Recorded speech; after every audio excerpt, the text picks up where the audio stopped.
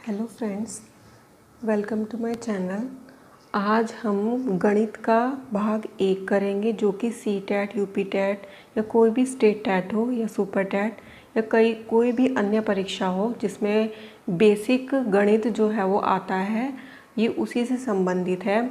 और इसमें हमारा सबसे पहला जो चैप्टर है हम आज वो शुरू करेंगे। सबसे पहला चैप्टर है हमारा इसमें संख्याएं एवं मूल गणितीय संक्रियाएं। इसी से संबंधित मैंने आज कुछ प्रश्नों को लिया है, जिसके माध्यम से मैं आपको व्याख्या भी इसके साथ करते हुए बताते चलूँगी कि पूर्ण संख्याएं क्या होती हैं, प्राकृत संख्याएं क्या होती हैं। क्योंकि संख्याओं से मतलब क्या है कि संख्याओं को कुछ भागों में विभाजित किया गया है, जैसे कि प्राकृतिक संख्या, पूर्ण संख्या, सम संख्या, विषम संख्या, भाज्य संख्या, अभाज्य संख्या। ठीक है, तो पहला हमारा जो है वो है प्राकृतिक संख्या। प्राकृतिक संख्या किसे कहते हैं? जैसे प्राकृतिक संख्या या प्राकृत संख्या, ये दोनों ही बोलते हैं।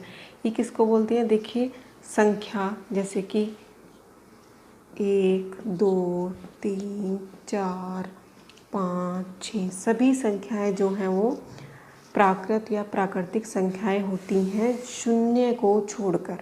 ठीक है, प्राकृत या प्राकृतिक संख्याओं में शून्य को नहीं लिया गया है, ज़ीरो को नहीं लिया गया है। इसके अलावा शून्य को छोड़कर सभी संख्याएं जो हैं वो प्राकृतिक संख्या या प्राकृत संख्याएं होती हैं। फिर है हमारा पूर्ण संख्या। पूर्ण संख्या किसे कहते हैं? देखिए, इन्हीं संख्याओं में अगर ज़ीरो को भी मिला लिया जाए, 0, 1, 2, 3, 4, 5, 6, 7, 8, तो सभी संख्याएं जो हैं वो क्या हैं? पूर्ण संख्याएं हैं। प्राकृत संख्या में ज़ीरो को नहीं लिया गया, लेकिन पूर्ण संख्या में ज़ीरो को भी लिया गया। हम ये कह सकते हैं कि सभी प्राकृतिक संख्याएं पूर्ण संख्याएं होती हैं, परंतु सभी पूर्ण संख्याएं प्राकृतिक संख्याएं नहीं होती, क्योंकि ज़ीरो जो है वो प्राकृतिक संख्याओं में नहीं ली गई है। फिर है सम संख्या। सम संख्या क्या होती है? जो 2 से विभाजित हो जाए, जो संख्या 2 से विभाजित हो जाए, 2 से भाग हो जाए, उस संख्या को हम सम संख्या कहते हैं, जो संख्या 2 से विभाजित हो जाए। विषम संख्या किसे कहते हैं? देखिए, विषम संख्या होती है जो 2 से विभाजित नहीं होती। सम जो 2 से विभाजित हो जाती है और विषम जो 2 से विभाजित नहीं होती। जैसे कि 14 ले लीजिए, 14 जो है 2 से विभाजित हो जाएगा, लेकिन 15 जो है वो 2 से विभाजित नहीं होगा। तो इसी तरह इस एग्जाम्पल के माध्यम से आप समझ गए होंगे कि सम किसे कहते हैं, विषम किसे कहते हैं। ऐसे ही है भाज्य संख्याएं और अभाज्य संख्याएं।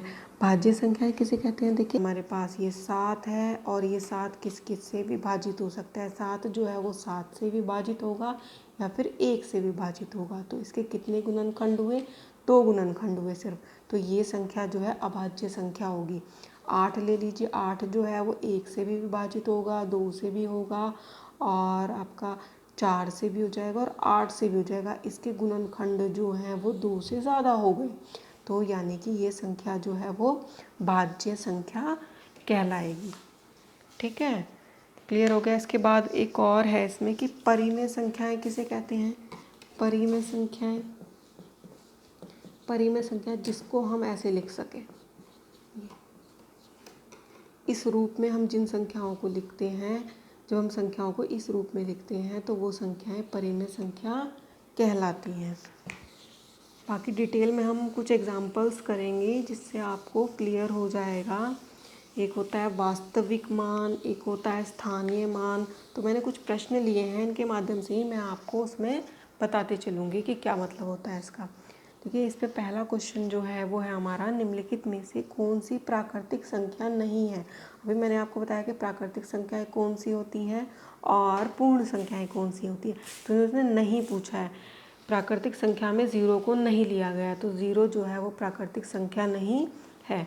संख्या 4, 6, 2, 3, 8, 7 में अंक 2 के स्थानीय एवं वास्तविक मान में कितना अंतर है? मतलब कि वास्तविक, स्थानीय मान और वास्तविक मान। स्थानीय मान कैसे लेंगे? तो सबसे पहले हमें पढ़ेंगे कि जो 2 है इसका स्थान क्या है। देखिए, इकाई, दहाई, सैकड़ा, हज़ार। तो 2 जो है वो कहाँ है? 1000वें स्थान पर है। तो यानी कि 2 का जो स्थानीय मान होगा वो होगा 2000। ठीक है। और जो उसका वास्तविक मान होगा, वास्तविक मान वह स्वयं संख्या होती है, तो यानी कि 2। अब इनका अंतर तो हम इसको माइनस कर लेंगे, घटा लेंगे इसको। 10 में से 2 जाएगा तो 8 आएगा, 9 यहाँ पर बचा 9 और यहाँ पर बचा 1, तो 9 और ये, तो ये है हमारा ऑप्शन नंबर बी। नेक्स्ट है, यदि संख्या 9385 की इकाई व हजारवें स्थान के अंक परस्पर बदल दिए जाएं तो मूल संख्या व प्राकृतिक संख्या के संबंध में क्या परिणाम होगा। तो इसको करके देख लेते हैं, इसको भी हम। संख्या क्या है, 9385, इसके स्थान परिवर्तन करना है। ठीक है, इकाई के स्थान पर क्या है 5 और हज़ार के स्थान पर क्या है 9, इनको हम इनके स्थान परिवर्तन कर देते हैं।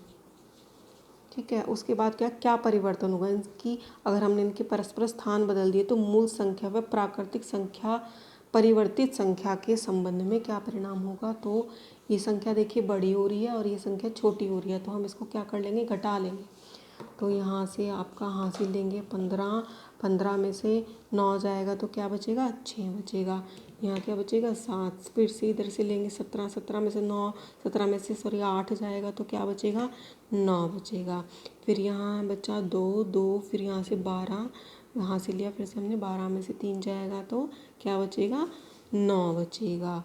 ठीक है, और यहाँ क्या बचा 8, अब 8 में से 5 जाएगा तो क्या बचेगा, 3 बचेगा।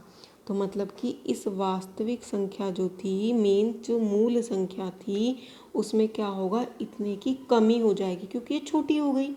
अगर ये बड़ी होती है तो समझो वृद्धि हो गई, अगर ये छोटी हुई है तो समझो कमी हो गई। तो यानी कि इसका हमारा आंसर जो है वो ऑप्शन नंबर बी होगा। मूल संख्या में 3996 की कमी हो जाएगी। ठीक है, नेक्स्ट देख लेते हैं। मैंने आपको बता दिया इसमें स्थानीय मान और वास्तविक मान हमें कैसे पता चलता है। नेक्स्ट है देखिए 25A 38, ये एक समूह है। फिर 12B 12 और 17C 7 में ABC के स्थान पर निम्नलिखित में से कौन सा विकल्प दिए गए पद समूह में आएगा। इसके बारे में शायद आप जानते होंगे कि जो ये इधर वाला हिस्सा है, ये जिधर संख्या बड़ी होती है उधर आता है, और ये वाला हिस्सा उधर आता है जिधर संख्या छोटी होती है। तो देखिए पहले में संख्या इधर बड़ी है तो ये तो गलत हो गया, मतलब ये तो यहाँ आ ही नहीं सकता। फिर दूसरे नंबर पे हमारा दोनों संख्या बराबर है, तो ये तो ऑप्शन सही नहीं है। यहाँ देख लीजिए, इसमें भी ये बराबर नहीं है, इसमें तो ये ठीक है। देखिए बीच में जो है 12 12 दोनों संख्या एक जैसी हैं, तो यानी कि बराबर का साइन आएगा। ठीक है, बराबर का जो चिन्ह है वो आएगा, तो ये वाला ठीक रहेगा। देखिए ये 38 हमारा इधर बड़ा है तो ये इधर आ जाएगा, और इसमें हमारा 17 बड़ा है तो इधर वाला जो हिस्सा है वो बड़ी संख्या की तरफ आ रहा है।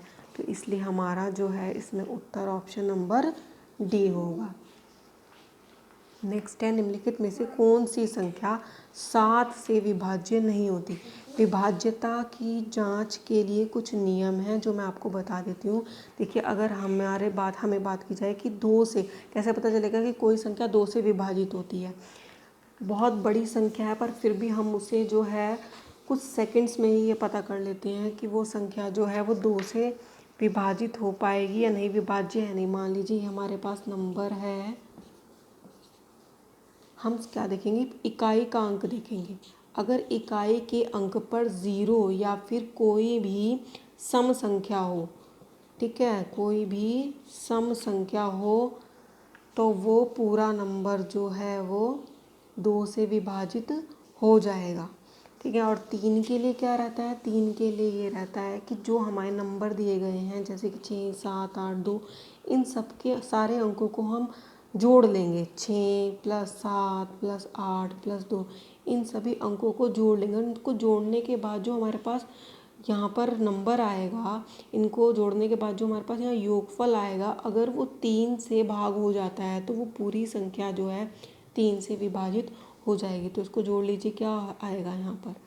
ठीक है, आपका 6 7 और 6 कितना होगा, 13 13 और 2 कितना होगा 15, 15 और 8 कितना होगा 15 और 8 कितना होगा 33।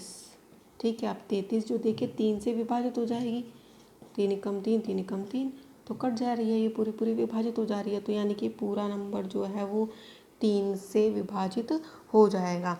ऐसे ही आप 5 4 के लिए ले लीजिए, 4 के लिए भी पीछे के 2 नंबर अगर 4 से भाग हो जाते हैं तो वो पूरी संख्या 4 से विभाजित हो जाएगी। तो एक विभाज्यता के ऊपर मैं एक पूरी वीडियो बना दूंगी, अगर आपको उसकी ज़रूरत है तो आप कमेंट बॉक्स में मुझे लिख कर बता दीजिएगा, तो मैं आपके लिए एक पूरी वीडियो बना दूंगी कि कैसे पता चलता है हमें कि कोई संख्या जो है किससे विभाजित हो सकती है या नहीं हो सकती है। अब यहाँ 7 की बात पूछी गई है कि 7 से विभाजित विभाज्य नहीं है, नहीं पूछा गया।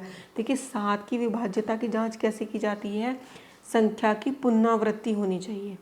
जैसे 2 यहाँ पर 2 लिखा है, फिर क्या लिखा है, फिर 1 1 लिखा है, फिर से 2 कितनी बार आया था 1 बार आया था, फिर से 2 1 बार आया, और 1 जो है वो कितनी बार था 2 बार था, फिर से 1 2 बार आया, तो मतलब संख्या की पुनरावृत्ति हुई है, तो यानी कि ये 7 से विभाजित हो जाएगी।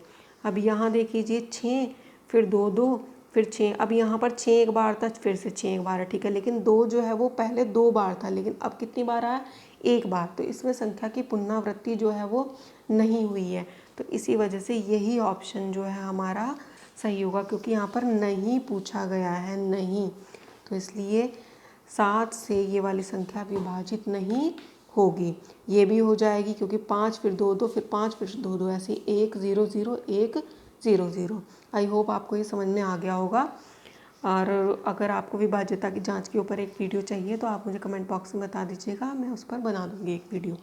नेक्स्ट है, एक परिमेय संख्या 5/6 व इसके योज्य प्रतिलोम के गुणनफल का गुणात्मक प्रतिलोम क्या होगा। तो योज्य प्रतिलोम क्या होता है, मैंने आपको स्टार्टिंग में बोला था, इन प्रश्नों के माध्यम से मैं आपको व्याख्या भी करती चलूँगी। देखिए योज्य प्रतिलोम, जैसे कोई हमारे पास संख्या है, अगर ये हमारे पास धनात्मक है तो इसका योज्य प्रतिलोम जो है वो ऋणात्मक होगा, यानी कि संख्या अगर हमारे पास पॉजिटिव है प्लस में है तो उसका योज्य प्रतिलोम माइनस में होगा, ठीक है। ऐसे ही अभी हमारे पास क्या है 5/6 है और इसका योज्य प्रतिलोम क्या होगा, तो ये होगा -5/6, ठीक है।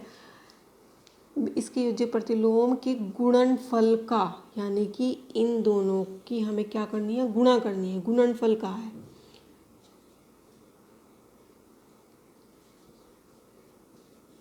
ये, ठीक है, इन दोनों के गुणनफल, गुणनफल कर देते हैं। देखिए बच्चों 25 और 6 छंग 36, तो -25/36।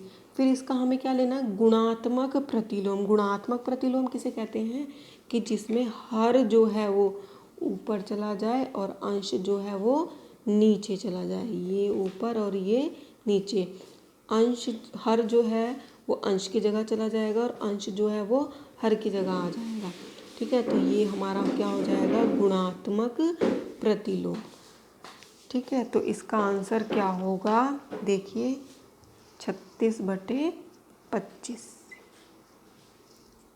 Option number C. अगला प्रश्न है, 1 से 31 तक की विषम संख्याओं का योगफल क्या होगा। विषम संख्याओं का योगफल क्या होगा, देखिए जब हमें इसके लिए अलग अलग सूत्र हैं। अगर आपसे यहाँ पूछता है कि सम संख्याओं का योगफल क्या होगा तो अलग सूत्र का प्रयोग करेंगे आप। अगर पूछता है कि प्राकृत संख्याओं का योग क्या होगा तो अलग सूत्र का प्रयोग करेंगे। अगर पूछता है विषम संख्याओं का क्या होगा योग तो अलग सूत्र का प्रयोग करेंगे, ठीक है। तो मैं आपको इसे करके दिखा देती हूँ कि ये कैसे होगा।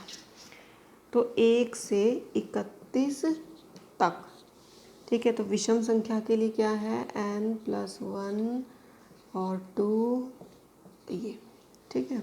तो n की वैल्यू क्या है हमारे पास, n का मान क्या है 31 और +1 और 2,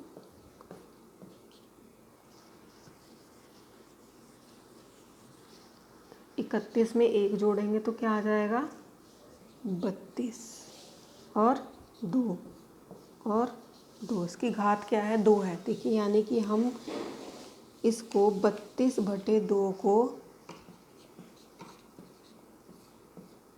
2 बार जो है वो गुणा करेंगे। अब देखिए ये क्रॉस में अगर कट रहा होता है तो हम इसको काट देते हैं, ये यहाँ से भाग हो पा रहा है, ठीक है। देखिए 32 जो है इस 2 से भाग हो जाएगा और ये 32 इस 2 से भाग हो जाएगा, तो 2 एकम 2 और 2 छिक 12, यहाँ पर भी ऐसे ही 2 एकम 2 और 2 छिक 12।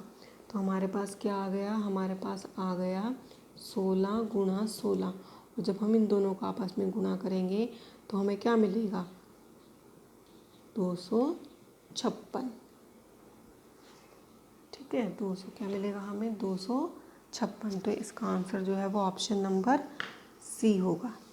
आई होप स्टूडेंट्स आपको ये जो भी कुछ मैंने समझाया वो आपको समझ में आया होगा। अगर फिर भी आपको किसी क्वेश्चन पर कोई डाउट हो तो आप मुझे कमेंट बॉक्स में बता सकते हैं और मैं आपको उसका सॉल्यूशन ज़रूर दूंगी। और इन पर जितने भी मैंने आपको सूत्र बताए, इन पर हम अपनी नेक्स्ट वीडियो पर चर्चा करेंगे। नेक्स्ट वीडियो में मैं आपको बस समझा दूंगी कि किस तरीके से इन सूत्रों का प्रयोग करते हैं। अभी तो मैंने आज एक ही क्वेश्चन लिया था। नेक्स्ट वीडियो में हम सम संख्याओं पर, प्राकृत संख्याओं पर लेंगे क्वेश्चंस और उससे आपको पता चल जाएगा। आप कर देखिएगा इन क्वेश्चंस को। अगर कोई डाउट है तो आप कमेंट बॉक्स में मुझे बताइएगा, उसका सॉल्यूशन आपको ज़रूर दूंगी। अगर आपको ये मेरी वीडियो अच्छी लगी हो, हेल्पफुल लगी हो तो लाइक शेयर सब्सक्राइब कर दीजिएगा। मिलते हैं नेक्स्ट वीडियो में, तब तक के लिए बाय।